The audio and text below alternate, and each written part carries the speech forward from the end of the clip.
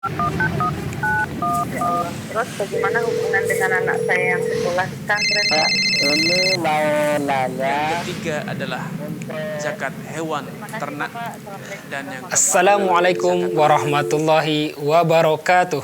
Alhamdulillahirabbil alamin hamdan katsiran thayyiban mubarakan fi kama yuhibbu rabbuna wa yardah. Pemirsa Fatwa TV dan pendengar radio rahimakumullah, kembali kita berjumpa. Bersyukur kita kepada Allah Subhanahu wa taala yang telah mempertemukan kita kembali di acara kesayangan kita, live interaktif Fatwa TV Bekal Muslim. Fikih jual beli dan muamalah kontemporer bersama guru kita Ustadz Dr. Muhammad Arifin Badri. Salam dan salam semoga selalu curahkan kepada Nabi kita yang mulia, Rasul tercinta Nabi Muhammad Sallallahu Alaihi Wasallam, kepada keluarganya, kepada sahabatnya, dan para pengikutnya. Allahumma sholli ala Muhammad wa ala ali Muhammad. Pemirsa Fatwa TV dan penyimak radio rahimakumullah, kita informasikan bahwasanya acara live interaktif ini juga direlay oleh radio anggota Artivisi, diantaranya radio MD FM Probolinggo, radio Hang FM Batam, radio Amuba Pangkal Pinang, radio Madinah Caruban, radio Dai Tengaran, dan radio Tuah FM Riau. Bagi pemirsa yang ingin berpartisipasi bertanya langsung berkaitan dengan tema kita, bisa menghubungi di nomor 0331 544 6087 0331 544 6087. Sebelum kita jawab, alhamdulillah telah bersama kita pemateri kita, ustaz kita pada kesempatan ini, Dr. Muhammad Arifin Badri, belum merupakan wakil ketua barangkap anggota Dewan Fatwa Perhimpunan Al-Irsyad. Assalamualaikum. Waalaikumsalam warahmatullahi wabarakatuh. Gimana kabarnya, Ustaz? Alhamdulillah, barakallahu fiik. Allah bisa kembali menanti Ustaz ya. Alhamdulillah. Barakallahu fiik. Mungkin Ustaz sebagai mukadimah pada kesempatan ini kita minta berupa nasihat kepada Ustaz. Assalamualaikum warahmatullahi wabarakatuh. Alhamdulillah, nahmaduhu wa nasta'inuhu wa nastaghfiruh. Wa na'udzu billahi min syururi anfusina wa sayyiati a'malina. May yahdihillahu fala mudilla lahu wa may yudlil fala hadiya lahu. Asyhadu an la ilaha illallah wahdahu la syarika lah wa asyhadu anna Muhammadan abduhu wa rasuluhu, amma ba'd. Pemirsa Fatwa TV dan juga penyimak radio dimanapun Anda berada, tidak terasa 10 hari pertama dari bulan Ramadan telah berlalu. Memang Ramadan tahun ini sangat spesial. Umat Islam di berbagai penjuru dunia sedang berjuang menghadapi, melawan dan menanggulangi efek dari wabah corona. Di berbagai momentum, medsos ataupun di forum-forum offline di masyarakat, banyak masyarakat yang sangat menyayangkan, begitu terpukul Ramadan tiba namun masyarakat diwajibkan untuk mengisolasi diri, membatasi interaksi dengan masyarakat luas. Khawatir terjadi penyebaran atau menjadi media penularan wabah corona. Sehingga banyak yang mengeluhkan Ramadan tiba tapi tidak bisa tarawih berjamaah di masjid. Ramadan tiba tapi banyak yang tidak bisa bersolat Jumat di masjid. Ada lagi yang mengeluhkan Ramadan tiba namun tidak bisa sholat berjamaah di masjid, dan masih banyak lagi. Ada lagi yang mungkin ke depan akan terus menjadi trending topik kita, yaitu Ramadan tiba dan Id tiba, tetapi kita tidak bisa mudik, tidak bisa pulang kampung, tidak bisa berkumpul. Nuansa Lebaran, nuansa Id yang biasanya dirasakan di setiap tahun, untuk tahun ini barangkali bagi banyak orang tidak bisa kembali dirasakan. Banyak yang menyesali meratapinya. Ada satu hal yang ingin saya ingatkan sebelum berlalu dan kembali menjadi bagian dari ratapan dan penyesalan Ramadan. Anda menyesalkan karena tidak bisa tarawih seperti tahun lalu. Baik, itu sudah menjadi satu ketetapan ilahi. Tetapi Ramadan tahun ini, jangan sampai Ramadan adalah menjadi bagian dari penyesalan dalam hidup Anda. Ramadan berlalu, Anda ternyata tidak bisa mengoptimalkan ibadah. Apapun yang terjadi, itu tidak menjadi halangan bagi Anda untuk bisa mengoptimalkan ibadah. Bacalah Al-Quran. perbanyaklah zikir, perbanyaklah sedekah, berilah makan kepada orang yang berpuasa, berkirim makanan ke tetangga, ke banyak orang yang membutuhkan. Apalagi ini momentumnya sangat tepat sekali. Banyak dari keluarga kaum muslimin yang sedang dalam kesulitan, dalam kesusahan untuk sekedar makan dan minum. Maka jadikanlah ini momentum yang istimewa, syukurilah momentum ini. Ternyata Ramadan bukan menjadi hambatan untuk melipat gandakan pahala, justru sebaliknya. Ramadan dengan kondisi spesial semacam ini, adanya wabah corona, ternyata membuka pintu pahala yang sangat besar untuk Anda. Ladang beribadah yang sangat luas untuk Anda. Sedekah, zakat, memberi makan orang yang berbuka, menolong orang yang kesusahan. Subhanallah, di sisi lain dengan aktivitas dari work home dan yang lainnya, ternyata Anda mampu menahan diri dari berbagai macam dosa dan maksiat. Kemarin mungkin Anda berdalih bahwa ini adalah interaksi sosial, bermasyarakat, bertegur sapa dengan lawan jenis karena di ruang kerja dan sebagainya.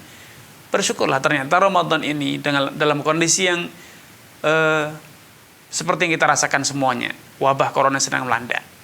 Ternyata ini membuka peluang besar, membuktikan kepada kita secara nyata bahwa menahan diri dari maksiat itu ternyata bisa. Tidak keluyuran malam hari, tidak keluyuran di malam Ahad, di tempat-tempat maksiat, tempat-tempat yang banyak maksiat, ternyata bisa. Tidak menghamburkan uang dengan foya-foya ke tempat wisata, ternyata juga bisa. Anda celakakah dengan itu semuanya? Tidak. Corona telah mengajarkan kepada kita bahwa hidup sederhana itu ternyata mudah. Dan ternyata nyata. Anda pun bisa menyadari bahwa pentingnya mendidik anak, mengingatkan anak dan istri untuk sholat berjamaah di rumah, untuk sholat berjamaah dalam sholat sunnah, sholat tarawih, sholat qiyamul lail, itu ternyata bisa. Bercengkrama dengan anak dan istri ternyata juga bisa dilakukan. Bukan hal yang mustahil, bukan hal yang sulit. Barangkali selama ini kita berdalih sulit untuk bisa bercengkrama dengan keluarga, kesibukan, ternyata sekarang bisa. Corona ternyata membuka ladang pahala yang lain untuk Anda. Karena itu saya mengajak pemirsa Fatwa TV dan penyimak radio dimanapun Anda berada untuk mengoptimalkan Ramadan yang masih 2/3-nya di depan mata kita. Jangan sampai Ramadan menjadi bagian dari penyesalan kita esok, sebagaimana hari ini kita menyesalkan karena tidak bisa tarawih, tidak bisa berjamaah di masjid dan lain sebagainya. Wallahu ta'ala alam. Jazakallah khairan atas nasihatnya, dan semoga kita menjadi hamba-hamba yang bisa mengambil libur Ustaz ya. Amin. Jazakallah khairan atas jawabannya. Pemirsa Fatwa TV dan penyimak radio rahimakumullah, kembali kita mengajak bagi pemirsa yang ingin bertanya langsung bisa menghubungi di nomor 0331 544 6087. Baik Ustaz, kita bacakan saja soal pertama sambil menunggu telepon masuk. Ada pertanyaan dari Ummu Hafizah di Seragen Ustaz. Ustaz, bagaimana hukumnya souvenir yang diberikan oleh lembaga keuangan karena sudah melunasi biaya haji Ustaz? Baik. Dari Ummu Hafizah ya. Ya, terima kasih barakallahu fikum kepada Ummu Hafizah, keluarga dan juga seluruh pemirsa Fatwa TV dan penyimak radio dimanapun Anda berada. Tatkala Anda melunasi iuran untuk menunaikan ibadah haji, maka pertama yang ingin saya katakan adalah barakallahu fikum wa anakumullah. Semoga Allah SWT memudahkan, melancarkan ibadah haji Anda dan menjadikan haji Anda haji yang mabrur. Yang kedua, yang patut diapresiasi adalah alhamdulillah Allah Subhanahu wa taala memberikan kelebihan kepada Anda. Sehingga pertama yang harus dilakukan adalah syukurilah.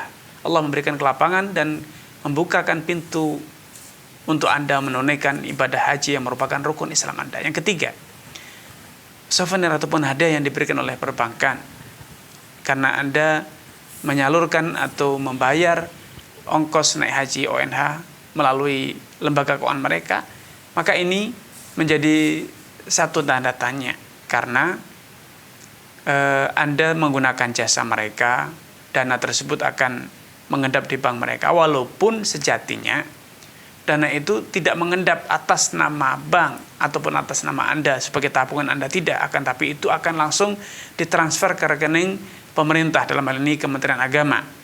Sehingga kalau memang Anda bisa menghindari dengan menyalurkan, memberikan hadiah tersebut, souvenir tersebut kepada orang yang membutuhkan, maka itu akan lebih selamat. Tapi kalau Anda menerimanya, maka insya Allah tidak masalah, karena ONH itu tidak menjadi tabungan Anda, tetapi itu menjadi dana yang tersetor langsung ke rekening pemerintah, dalam hal ini Kemenak.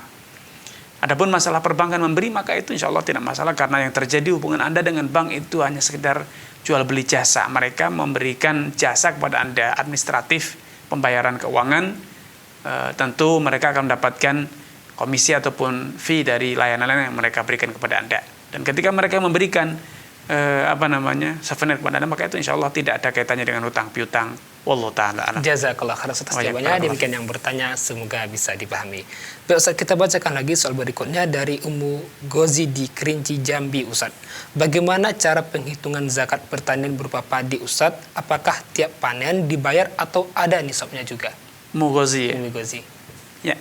Terima kasih kepada Ummu Gozi di Kerinci atas kebersamaannya. Semoga Allah Subhanahu wa taala menambahkan taufik, hidayah kepada Ummu Gozi, keluarga, dan juga seluruh pemirsa dan penyimak radio dimanapun Anda berada. Bila zakat pertanian tersebut, padi itu ketika panen telah mencapai 1 nisab, maka segera dikeluarkan zakatnya. Nisabnya itu sekitar 595 kg. Kalau hasil panen Anda mencapai angka tersebut, maka Anda wajib mengeluarkan zakatnya seketika, yaitu seketika panen. Kalau ladangnya atau sawah Anda diairi dengan air hujan, sungai, atau sumber air, maka zakatnya adalah 1/10. Kalau pengairannya menggunakan diesel dengan mesin, dengan biaya, maka zakatnya adalah 1/20 atau 5%. Namun kalau hasil panen Anda itu kurang dari 1 nisab, dan Anda punya ladang lain yang suatu saat akan panen, maka panen yang Anda dapat dari berbagai ladang tersebut digabungkan. Hasilnya secara kumulatif dizakati. Kalau ternyata ladangnya hanya 1 lokasi dan itu kurang 1 nisab, kemudian Anda setelah panen kembali bercocok tanam lagi, maka hasil panen 1 tahun itu dikumpulkan, dikumulasikan, dan kalau terkumpul semuanya mencapai 1 nisab, maka wajib dizakati. Karena para fuqaha juga telah menjelaskan bahwa hasil panen 1 tahun itu dikumpulkan, digabungkan, dan kemudian itu dizakati. Itu dengan catatan bila perpanennya tidak sampai 1 nisab. Tetapi ketika setiap kali panen hasilnya melebihi nisab, maka langsung dizakati. Karena Allah SWT berfirman, wa atu haqqahu yauma hasadi, dan berikanlah, tunaikanlah hak-hak zakat pertanian itu ketika engkau panen, engkau memetik panen tersebut. Allah Ta'ala a'lam. Jazakallah khairan atas jawabannya. Demikian yang bertanya, semoga bisa dipahami. Baik, kita bacakan lagi Ustaz sambil nunggu telepon masuk. Ada pertanyaan dari saudara Ansori di Nusa Tenggara Barat. Ustaz, Ana pernah mengadakan transaksi jual beli, di mana Ana diperintahkan sama instansi tempat bekerja untuk membeli sebuah barang. Kemudian dia cari rekanan tempat belanja. Rekanan ini kebetulan teman baik Ana, sehingga dia ngasih Ana harga yang di bawah harga orang lain. Pertanyaan, bolehkah Anda mengambil keuntungan dari harga yang diberikan tersebut sesuai dengan harga umumnya dia jual kepada orang lain? Misalnya Anda dikasih harga 10 juta, sedangkan laporannya 12 juta. Kepada Ustaz. Saudara Ansori ya di NTB. Ya. Barakallahu fikum wa jazakumullahu khairan atas kebersamaannya. Semoga Allah SWT menampakkan taufik kepada Anda, keluarga, dan juga seluruh pemirsa Fatwa TV dan penyimak radio dimanapun Anda berada. Seorang staf, karyawan, ataupun pegawai, atas job-job yang dia tunaikan, itu dia telah mendapatkan haknya berupa gaji atau insentif yang diberikan oleh instansi ataupun tempat dia bekerja. Sehingga tidak seharusnya ketika dia mendapatkan job atau tugas, dia tunaikan apa adanya. Dia harus bertindak betul-betul secara dedikatif, mewakili instansinya. Berapapun yang dia dapat, itulah yang dia laporkan. Tidak boleh dia markup atau dia menggunakan nota kosong, padahal harganya 10 juta, dilaporkan 12 juta, atau sebaliknya. Ini tentu tidak benar ya. Sehingga kalau sampai itu dilakukan, selisih harga normal itu Anda ambil, maka ini adalah bentuk dari korupsi ataupun kecurangan. Rasulullah SAW bersabda, man ghasya falaysa minna. Siapapun yang berbuat curang maka itu tidak termasuk dari golongan kami. Allah Ta'ala alam. Jazakallah khairan atas jawabannya. Demikian yang bertanya, semoga bisa dipahami. Kita bacakan lagi Ustaz, Masya Allah. Dari Nur Isbah di Sumatera Utara, Ustaz. Ustaz, bagaimanakah cara membayar hutang emas? Contohnya, kakak saya meminjam cincin emas seberat 1 mayam. Cincinnya akan dijual untuk digunakan uangnya. Bagaimanakah cara membayarnya? Apakah dikembalikan sama dengan satu mayam emas atau uang? Kalau dengan emas pasti harganya sudah berbeda, bisa naik bisa turun harganya. Jadi bagaimana cara pembayarnya, Ustaz? Baik, dari saudara? Dari Nur Isbah. Dari saudari Nurul Isbah ya. Barakallahu fiik wa jazakumullahu khairan atas kebersamaannya. Semoga Allah SWT menambahkan taufik hidayah kepada saudari Nurul Isbah, keluarga dan juga seluruh pemirsa Fatwa TV dan penyimak radio dimanapun Anda berada.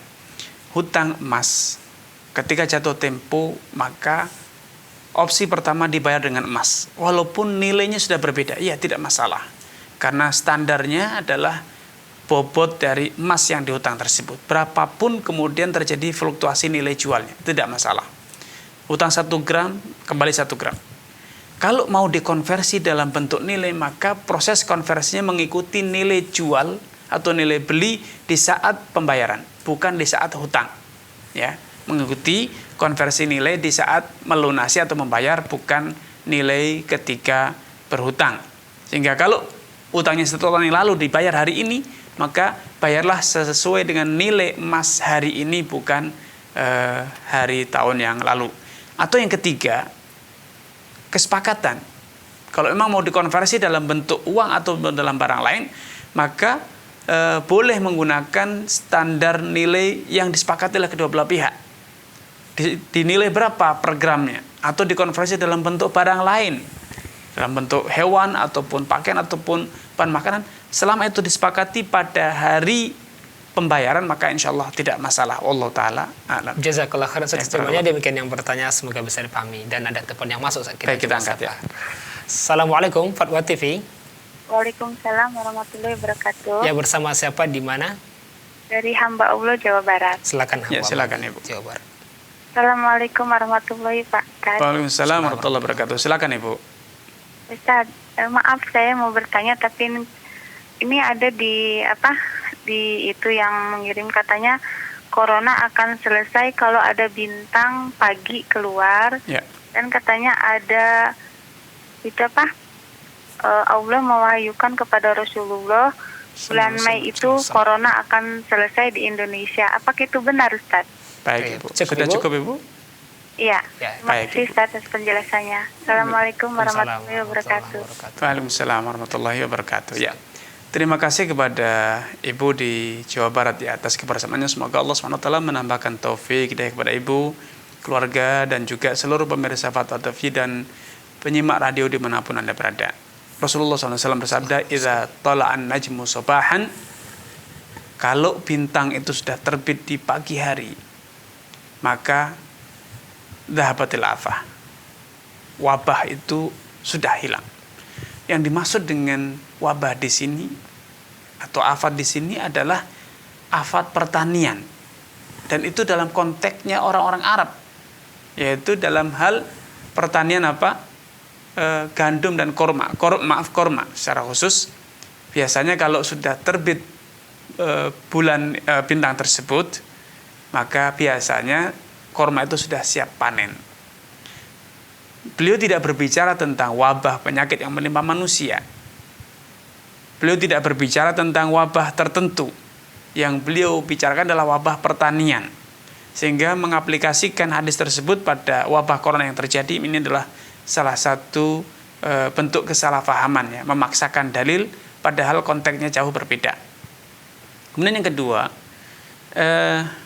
memang yang namanya wabah itu selalu di setiap masa sering terjadi ya, berkali-kali terjadi wabah di sejarah. Itu tidak berkepanjangan dalam satu periode dan pergi seperti itu. Namun yang menjadi pelajaran bagi kita adalah kenapa wabah itu terjadi. Itu yang harus lebih kita pikirkan. Wabah itu terjadi karena itu adalah murka Allah Subhanahu wa taala yang Allah timpakan kepada hamba-hambanya yang sudah kelewat batas dalam berbuat dosa dan maksiat. Sehingga solusi yang pertama yang harus kita lakukan adalah perbanyak istighfar. Perbanyaklah berdoa, beribadah kepada Allah, tadarru', berserah diri kepada Allah Subhanahu wa taala, dan semoga dengan ibadah di bulan Ramadan ini yang terus dilakukan oleh umat Islam, tarawih, qiyamul lail, istighfar dan sedekah yang dilakukan umat Islam, Allah SWT segera berkenan menghentikan murkanya kepada umat manusia dan mengangkat wabah yang terjadi. Allah Ta'ala alam. Amin. Jadi bukan berakhir bulan Mei, Ustaz ya? Tidak ada dalil yang masalah itu. Jazakallah khairan atas jawabannya. Demikian yang bertanya, semoga bisa dipahami. Baik Ustaz, ada telepon yang masuk lagi. Baik, kita coba sapa. Assalamualaikum, Fatwa TV. Waalaikumsalam. Ya, bersama Bapak siapa, di mana? Pak Hartani di Kalimantan Barat. Ya, silakan Bapak. Pak Hartani ya. Nah. Silakan Bapak. Ini pertanyaannya ini gimana hukumnya membangun masjid dengan uang haram? Apa bolehkah kita sholat di situ? Baik Bapak. Cukup Bapak. Nah, Ya, terima Baik. kasih Pak Hartani di Kalimantan Barat. Silakan Ustaz. Baik, ya. Terima kasih kepada Pak Hartani di Kalimantan Barat ya. Semoga Allah SWT menambahkan taufik hidayah kepada Bapak, keluarga, dan juga seluruh pemirsa Fatwa TV dan penyimak radio dimanapun Anda berada.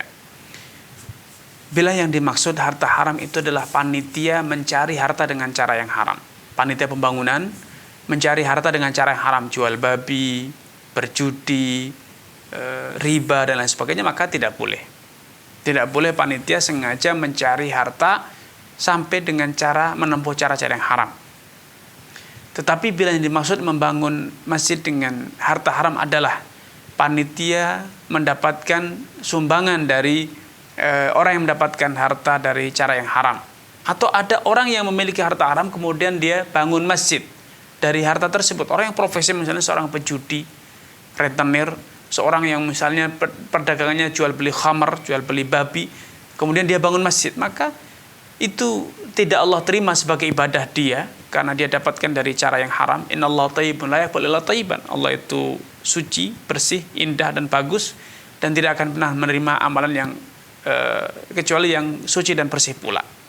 Namun demikian, walaupun itu tidak Allah terima sebagai amal ibadah dia, tetapi itu akan tetap menjadi masjid, sehingga boleh kita sebagai kaum muslimin untuk menunaikan ibadah di sana, berjamaah, bersolat Jumat ataupun yang lainnya di masjid tersebut. Wallahu taala a'lam. Jazakallah khairan. Ya, Mungkin yang bertanya semoga bisa dipahami. Jadi rugi orang bangun saja dengan pahala maksudnya gitu. Memang tidak dapat pahala, tetapi dia harus segera beristighfar, bertobat. Dia tidak selesai dosanya dengan membangun masjid karena dia harusnya berhenti dari pekerjaan yang haram. Adapun saja bisa kita sholat di situ saja. Ya, masjidnya tetap boleh. Jazakallah khairan. Demikian yang bertanya, semoga bisa dipahami. Baik Ustaz, kita bacakan soal. Ada dari soal Ibu Iva di Asahan, Sumatera Utara. Ustaz, adik kami meminjam uang di lembaga yang menggunakan sistem ribawi. Dia meminjam nama saya untuk dipakai, Ustaz. Apakah saya dapat dosa atau ancaman riba dari Allah, Ustaz? Ibu Iva ya. Ibu Iva di Ya, terima kasih kepada Ibu Iva atas kebersamaannya. Semoga Allah SWT menambahkan taufik hidayah kepada Ibu, keluarga dan juga seluruh pemirsa Fatwa TV dan penyimak radio dimanapun Anda berada. Allah Subhanahu wa taala telah berfirman, wala ta'awanu 'alal itsmi wal 'udwan. Janganlah kamu tolong menolong dalam perbuatan dosa dan permusuhan. Tidak dilakukan dengan meminjamkan nama, data dan apalagi menjadi penjamin hutang. Dalam praktek hutang piutang yang berbunga itu adalah bentuk ta'awun, tolong menolong dalam perbuatan dosa. Sehingga kita pertama telah melakukan perbuatan dosa, dan yang kedua kita telah menjadi partner dalam praktek riba. Sehingga walaupun itu yang menggunakan dananya adalah saudara kita, bukan kita, tetapi yang meminjam adalah kita, atas nama kita. Bahkan yang tanda tangan bisa jadi di perbankan adalah kita. Maka sadar tentu pun tidak, kitalah yang telah berhutang, bukan saudara kita. Kita berhutang kepada lembaga perbankan dengan bunga, dan kemudian kita mengutangkan kepada adik kita. Maka yang menanggung dosa itu adalah kita sendiri, ibu sendiri, bukan adik. Adik dia, karena dia tidak berhutang kepada bank, dia berhutang kepada ibu, dan ibu tidak menerapkan bunga kepada adik. Sedangkan yang berhutang itu adalah ibu. Ibulah yang menanggung dan menyetujui akad riba tersebut. Makanya ibulah yang menanggung dosa, bukan adik ibu. Wallahu taala alam. Jazakallah khairan Ya, atas jawabannya. Demikian yang bertanya, semoga bisa dipahami. Baik Ustaz, kita bacakan lagi pertanyaan dari Muhammad Rifki Al-Autor di Lampung, Ustaz. Ustaz, apa hukumnya toko online saya didaftarkan untuk mendapatkan fitur di salah satu marketplace yang di mana kita akan mendapatkan beberapa keuntungan atau promo seperti gratis ongkir, namun salah satu syaratnya adalah kita harus membayar biaya layanan tersebut sebesar 1% di setiap produk yang terjual, Ustaz. Ya. Baik, dari saudara Muhammad Rifki. Muhammad Rifki, ya. Terima kasih kepada saudara Muhammad Rifki atas kebersamaannya. Semoga Allah Subhanahu wa taala menambahkan taufik hidayah kepada saudara Muhammad Rifki, keluarga, dan juga seluruh pemirsa dan penyimak radio dimanapun Anda berada. Apa yang ditanyakan di sini bahwa ketika kita mendaftarkan ke marketplace dengan membayar 1% setiap transaksi yang terlaksana, dengan imbalan bahwa marketplace akan mempromosikan, memberikan ongkos gratis ongkos kirim dan sebagainya, ini adalah bentuk gharar. Karena layanan yang kita dapat tidak jelas berapa dan seperti apa. Sedangkan nilai pembayaran kita pun juga tidak jelas berapa nominalnya. Karena kita pun tidak tahu berapa produk yang akan terjual melalui marketplace tersebut.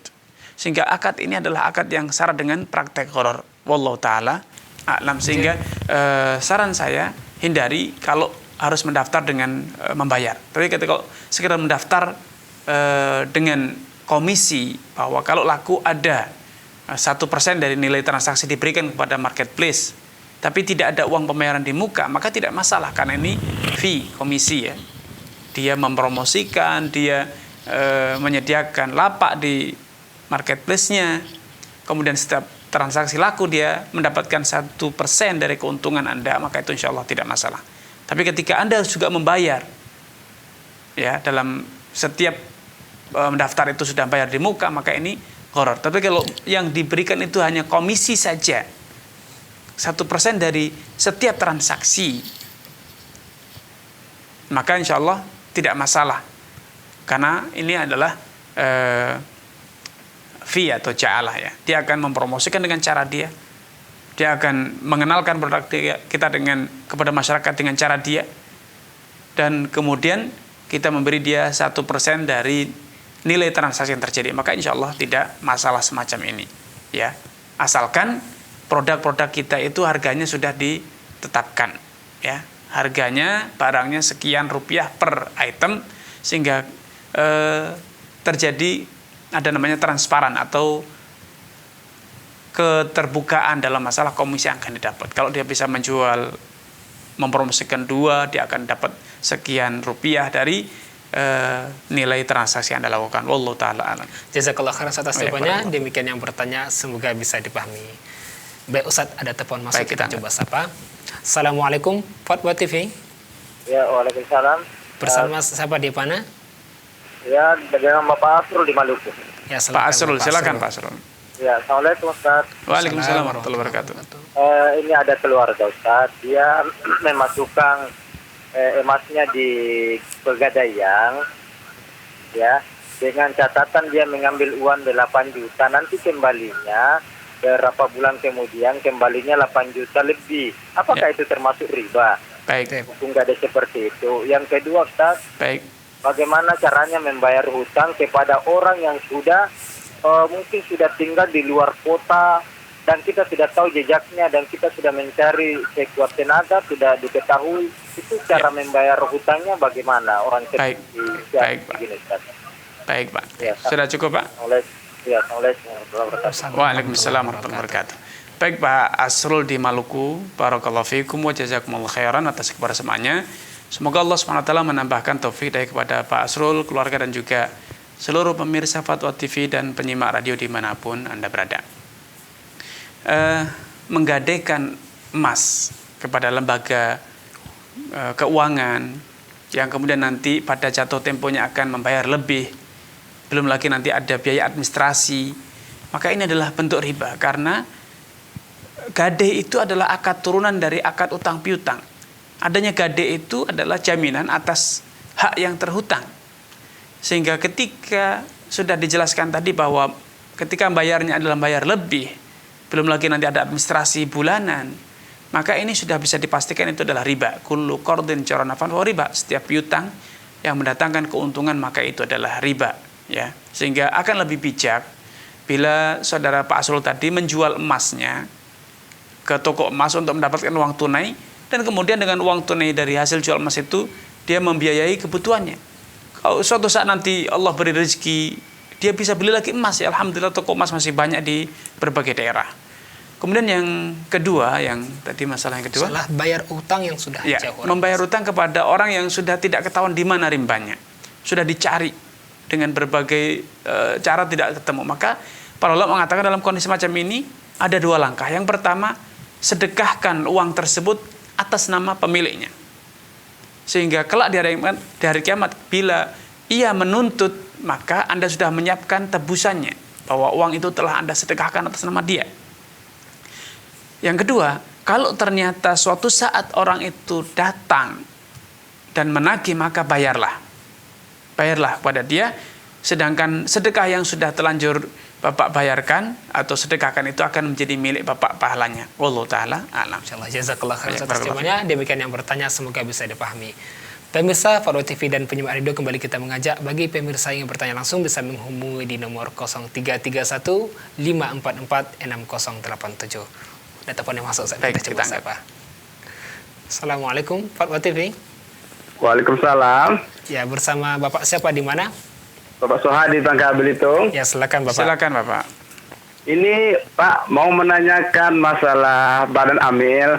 Ya. Bolehkah kita membayar zakat ke Badan Amil dia mengambil jatahnya lebih dari 20%? Dari 20%, ini pertanian ya Pak? Bukan, zakat fitrah. Zakat fitrah, baik. Iya. Baik Bapak. Cukup Bapak?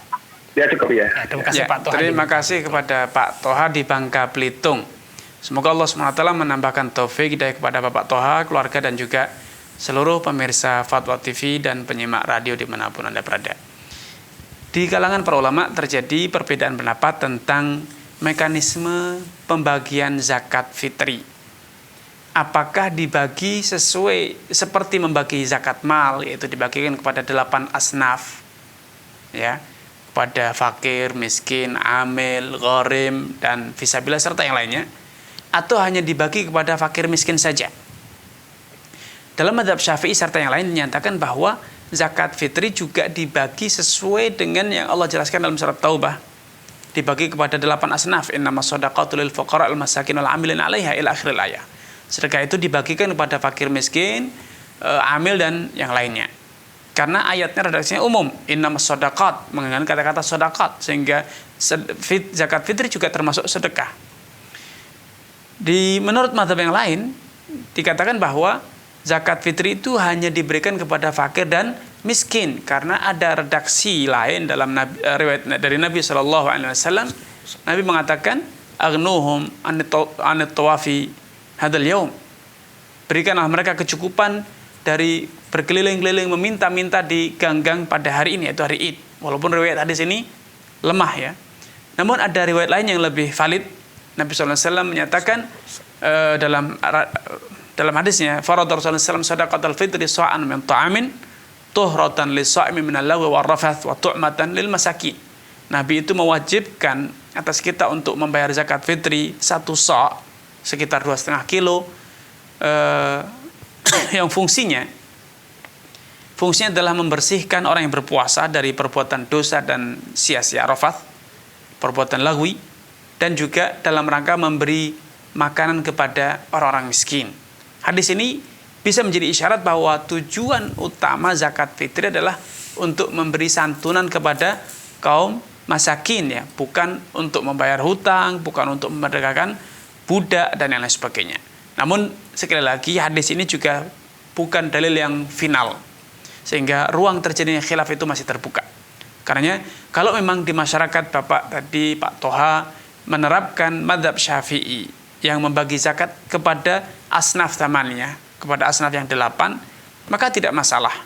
Dan mekanisme pembagiannya juga tidak ada aturan baku harus sama rata, tetapi sesuai dengan kebutuhan. Kalau ternyata di masyarakat tersebut jumlah fakirnya lebih banyak daripada yang miskin, ya tentu alokasi kepada fakir lebih besar. Kalau ternyata sebaliknya miskin yang lebih besar, maka alokasi kepada yang miskin juga lebih besar. Kalau ternyata banyak yang gharim, terlilit utang, maka alokasi yang kepada gharim, orang yang terlilit utang, maka lebih besar.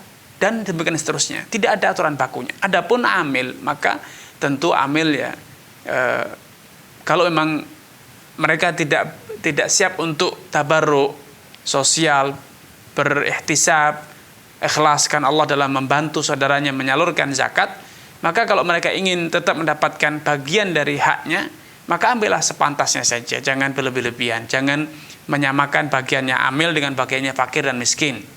Padahal amilnya mungkin hanya 10 orang, fakir miskinnya ada 200, 300. Tentu porsi amilnya akan lebih besar ya, lebih dominan. Tentu ini tidak layak ya. Ambillah seperlunya, selayaknya, sesuai dengan kewajaran yang sesuai dengan kondisi real di lapangan, sehingga tidak sampai ada kesan bahwa amil kenyang sebelum fakir miskinnya. Tetapi ambillah seperlunya kalau memang perlu, dan berikanlah mayoritasnya kepada kaum fuqara dan masakin yang mereka lebih membutuhkan kepada santunan bahan makanan tersebut. Wallahu taala a'lam. Jazakallah khairan atas jawabannya. Demikian yang bertanya, semoga bisa dipahami.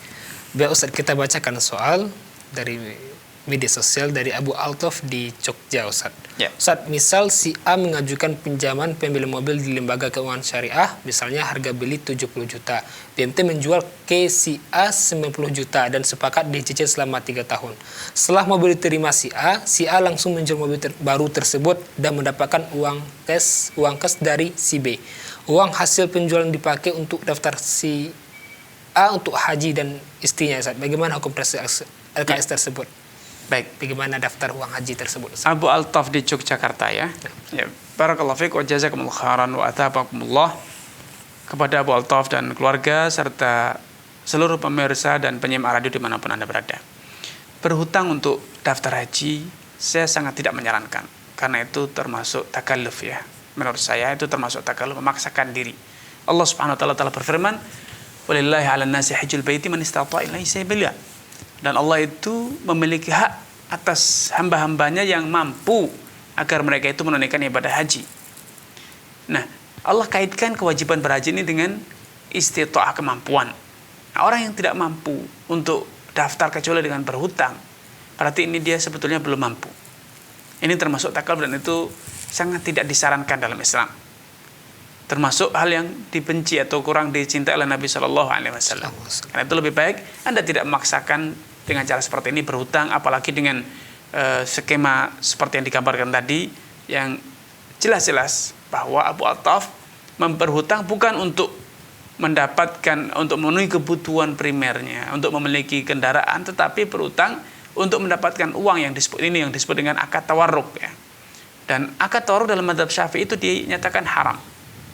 Membeli barang dengan cara berhutang untuk kemudian dijual langsung agar bisa mendapatkan uang tunai. Ini termasuk satu skema atau instrumen atau cara yang oleh banyak para ulama dikatakan itu akal-akalan untuk bisa berhutang dengan riba. Karena ujung-ujungnya Anda membeli barang senilai 70 juta dan mendapatkan uang juga mungkin senilai 70 juta, tetapi Anda harus membayar kepada BMT ataupun lembaga keuangan yang lain senilai 90 juta. Dan hingga praktek realnya adalah Anda berhutang atau mendapat uang 70 juta dan bayar 90 juta, dan ini adalah hakikat dari riba. Wallahu ta'ala. Jazakallah khairan atas jawabannya. Demikian yang bertanya, semoga bisa dipahami. Udah ada telepon yang masuk, ya, kita baik, kita angkat. Assalamualaikum, Fatwa TV. Waalaikumsalam. Bersama Bapak Assalamualaikum, siapa? Ustaz. Ya. Waalaikumsalam. Bersama Bapak siapa, di mana? Saya dari hamba Allah dari Ciamis. Ya, silakan Bapak. Iya, saya ingin bertanya ini Ustaz mengenai volume televisi dikecilkan Bapak. Ciamis. Tolong televisinya dikecilkan dulu Pak, ada feedback Pak, suaranya kembali. Ya. Ya, silakan Bapak. Ya. Assalamualaikum Ustaz. Waalaikumsalam warahmatullahi wabarakatuh. Ini saya ingin bertanya Ustaz, untuk menyelamatkan sebuah perusahaan dari kehancuran begitu, sedang mencari dana ke sana kemari nggak ada, secara terpaksa ya cuma bank yang mau menolong gitu Pak. Bagaimana itu Ustaz itu? Baik Pak. Cukup Bapak. Cuma itu cukup. saja Ustaz. Bagaimana Baik, hukum Pak. itu Ustaz? Baik Terima Bapak. kasih atas jawaban Ustaz ya. Baik Pak. Ya, terima kasih kepada hamba Allah di Ciamis atas kebersamaannya. Semoga Allah Subhanahu wa taala senantiasa menampakkan taufik hidayah kepada Bapak, keluarga dan juga seluruh pemirsa Fatwa TV dimanapun Anda berada. Memang bagi banyak orang persepsi bahwa ini mungkin adalah kondisi darurat. Kalau tidak berutang kepada bank, maka perusahaan akan hancur. Cuman adakah jaminan bahwa kalau berutang itu kemudian selamat, tidak hancur? Adakah kepastian bahwa besok kita mampu melunasinya? Tidak ada jaminan. Yang ada hanya adalah praduga atau harapan saja. Ya. Padahal Allah Subhanahu wa taala telah memberikan satu ancaman, yamhaqullahu riba wa yurbis shadaqat. Allah itu akan menghapuskan, menghancurkan riba dan melipat gandakan sedekah. Makanya kalau memang harus berhutang, akan lebih bijak bila solusinya adalah menjual perusahaan, saham perusahaan dijual untuk mendapatkan dana segar, atau misalnya menjual sebagian aset yang dimiliki, mengurangi aset-aset yang dimiliki untuk kemudian dari hasil penjualannya itu untuk membiayai operasional bank yang dalam kondisi sulit, atau menggunakan mencari terobosan-terobosan akad-akad baru, misalnya dengan skema salam, atau mencari produk baru yang bisa digarap untuk bisa menyelamatkan nasib perusahaan di saat sulit semacam ini. Ya, karena bisa jadi perusahaan tersebut bergerak di bidang tertentu dan bidang itu dalam kondisi seret saat ini. Maka ada baiknya bila banting setir menjadi perusahaan yang bergerak di bidang lain, mengoptimalkan karyawan, memanfaatkan karyawan untuk menjalani usaha baru yang bisa jadi itu mendatangkan hasil. Dan yang selanjutnya yang bisa dilakukan dalam kondisi semacam ini adalah misalnya mengurangi operasional karyawan, misalnya dirumahkan, atau memang mereka karyawan yang tidak tetap, maka ya diberhentikan. Ongkos-ongkos operasional yang misalnya tidak mendesak mungkin dikurangi dalam hal ini, ongkos belanja dan lain sebagainya, sehingga perusahaan bisa eksis tanpa harus terjatuh dalam praktek riba. Dan ketika seseorang telah terjatuh dalam riba, maka sebetulnya yang terjadi bukan penyelamatan, namun adalah betul-betul kehancuran yang sudah nyata di depan mata. Karena dosanya sudah besar sekali ya. Rasulullah SAW telah bersabda, "Inna riba wa in katsura fa'aqibatu ila qal." Riba itu walaupun sesaat bisa melipat gandakan uang, melipat gandakan kekayaan, mungkin seperti bahasa Bapak tadi, menyelamatkan perusahaan dengan suntikan dari bank itu, tapi cepat atau lambat pasti hancur.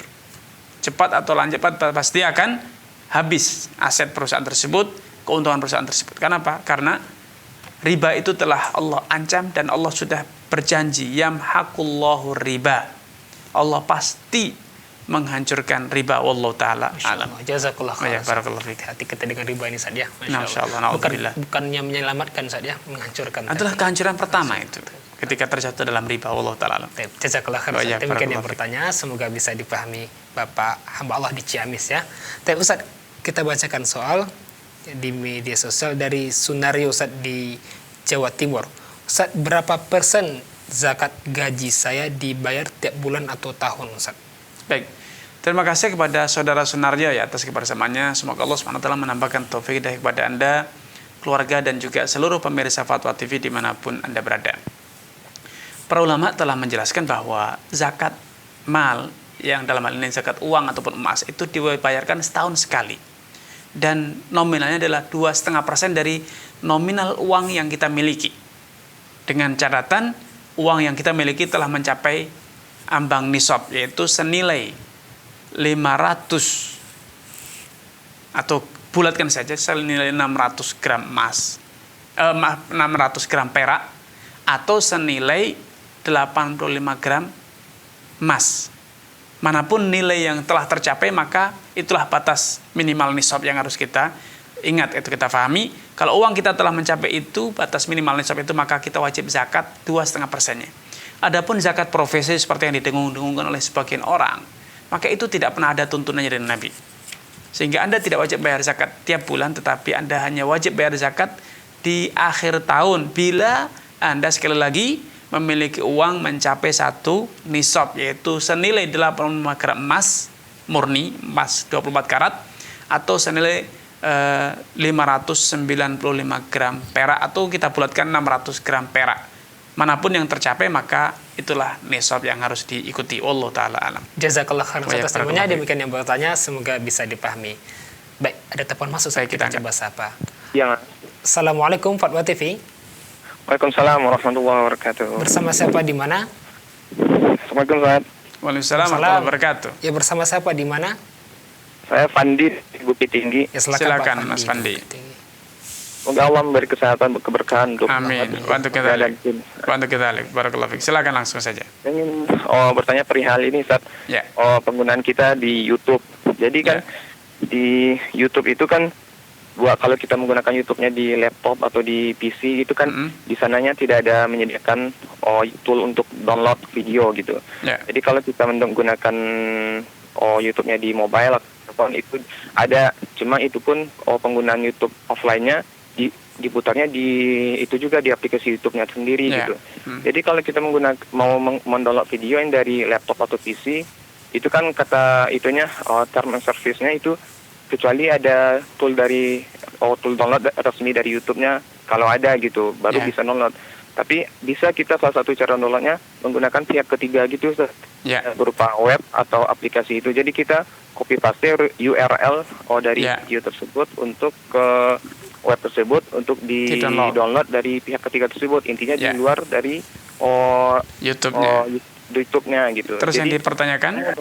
Saya mau download videonya untuk keperluan pribadi Ustaz, buat misalnya saya mau download video ada kajian untuk mau saya putar di TV untuk keluarga gitu. Jadi saya gimana gitu Ustaz hukumnya. Baik. Ya, terima kasih ya. Sudah cukup Saudara Pandi? Boleh Pak, satu lagi Ustaz. Boleh. Satu lagi tuh. Ini perihal uang elektronik Ustaz. Baik. Jadi di waktu saya menggunakan beli barang terus bayar sesuatu gitu. Jadi di sana menyediakan pembayarannya dengan uang elektronik tersebut. Baik, top up di sana dulu. nggak ada misalnya bayar pakai uang elektronik ini harganya kurang, terus kalau bayar cash harganya mahal gitu. Intinya pembayarannya dengan uang elektronik Ustaz, nggak ada bayar cashnya gitu. Jadi pas saya menggunakan uang elektronik tersebut, saya top up saldonya, saya menggunakan mobile banking dari bank saya. Jadi pas saya top up dengan mobile banking tersebut, di sana disantumkan biaya akan dikenakan biaya sebesar 2.000 gitu. Jadi kan intinya itu pemindah bukuan dari bank ke bank gitu kan ya. Waktu saya top up itu 18.000. Jadi ada bahwa biaya pemindahan itu 2.000. Jadi totalnya 20.000. Terus yang ditanyakan apanya ini sekarang? Jadi waktu saya lihat di saldonya, di saldo uang elektronik tersebut, saldonya 20.000 gitu, enggak 18.000. Jadi yang biaya tersebut masuk ke situ ke saldo gitu. Jadi biaya tersebut intinya ya top up gitu, enggak biaya jadinya, enggak admin jadi enggak fee gitu kan. Gimana tuh hukum yang 2.000 itu Ustaz? Baik. Terima kasih Pak Fandi di Bukit Tinggi. Baik. Ya, terima kasih kepada Saudara Fandi di Bukit Tinggi atas kebersamaannya. Semoga Allah SWT menampakkan taufik hidayah kepada Anda, keluarga dan juga seluruh pemirsa Fatwa TV dimanapun Anda berada. Download video di YouTube menggunakan aplikasi lain misalnya, ini suatu hal yang legal ya, bukan hal yang ilegal. Tidak masalah kalau kita mendownloadnya, kecuali kalau memang video-video yang ada larangan untuk di-download kecuali dengan izin ya. Tetapi selama orang itu telah mengupload video dan setiap video pasti ada URL-nya. Ya, ketika itu di-upload maka akan di-download oleh siapa saja. Sehingga itu konsekuensi natural dari orang yang mengunggah videonya. Nah, sehingga insya Allah tidak masalah mendownload itu selama tidak untuk tujuan komersial. Karena kalau untuk tujuan komersial tentu harus ada izin secara spesial dari pemilik video tersebut. Sehingga insya Allah tidak masalah, apalagi tadi dinyatakan untuk kepentingan personal ya. Apalagi kalau itu konten-konten agama, insya Allah kalau sekedar kepentingan personal maka insya Allah tidak apa-apa. Kalau masalah yang kedua tadi, para ulama juga telah menegaskan bahwa top up itu tak ubahnya bagikan kita deposit di perbankan. Dana kita terhutang, disimpan oleh kita di aplikasi tersebut, dompet virtual. Nah, kemudian ketika kita bertransaksi, maka saldo kita akan berkurang. Seperti ketika kita transaksi melalui mobile banking atau internet banking, kita akan transfer sejumlah dana, walaupun untuk transfer melakukan beberapa langkah yang cukup mungkin agak panjang. Tapi kalau top up di aplikasi, maka kita cukup pencet misalnya pembayaran, langsung akan terdebit, terpotong secara otomatis. Itu hanya faktor mekanisme aplikasi saja. Tetapi hakikatnya sama. Top up itu adalah saldo, top up itu adalah deposito dana kita yang terhutang di dompet virtual atau aplikasi tersebut. Sehingga kalau ternyata prakteknya ketika kita bertransaksi membeli atau membayar ada selisih harga, diskon, ketika kita beli secara tunai harganya 20.000, kalau dengan top up, dengan debit di aplikasi pembayaran non tunai harganya lebih murah misalnya, atau ada bebas ongkos kirim, maka ini adalah riba. Apalagi tadi kita daftarnya top up 18.000, tapi ternyata tertulisnya 20.000, sehingga dengan demikian ada keuntungan 2.000, maka ini sudah menjadi satu masalah tersendiri, yaitu kita mendapatkan keuntungan dari pertama kali top up, sehingga ini adalah bentuk riba. Kullu qardin jarra naf'an fa riba. Setiap piutang yang mendatangkan keuntungan maka itu adalah riba. Wallahu taala alam. Insyaallah, jazakallah khairan atas jawabannya. Demikian saudara Fandi di Bukit Tinggi, semoga bisa dipahami dan merupakan perhatian terakhir, Ustaz. Masya Allah, tanpa terasa ya. Dan kita harus berhenti, Ustaz. Masya Allah. Sebagian tempat ada yang berbuka seperti itu. Betul. Termasuk kita juga harus persiapan berbuka nih. Alhamdulillah, Masya Allah. Kegembiraan Ustaz bagi ya, yang alhamdulillah, barakallah. Baik, Ustaz. Jazakallah khairan atas Ahlan waktunya. wa salam, barakallah. Semoga bermanfaat dan pekan depan bisa ketemu lagi, Ustaz. Amin. Ahlan wa salam, barakallah. Pemirsa Farwa TV dan penyimak radio, alhamdulillah tanpa terasa 1 jam bersama guru kita Ustaz Dr. Muhammad Arifin Badri. Semoga bermanfaat apa yang kita bawakan pada hari ini, dan terus ikuti acara live interaktif setiap pada Ramadan ini terus berlangsung. Dan untuk kegiatan informasi kegiatan Dewan Fatwa, Fatwa TV bisa Anda akses di situs www.dewanfatwa.com. Syukran wa jazakumullah khairan atas bersama Anda semua. Mari kita dengan membaca doa kafaratul majlis. Subhanallah bihamdika asyhadu an la ilaha illa anta astaghfiruka wa atubu ilaika. Assalamualaikum warahmatullahi wabarakatuh. Ya Allah. Terus bagaimana hubungan dengan anak saya yang sekolah di pesantren? Ini mau nanya. Yang ketiga adalah zakat hewan ternak, dan yang keempat adalah zakat perdagangan.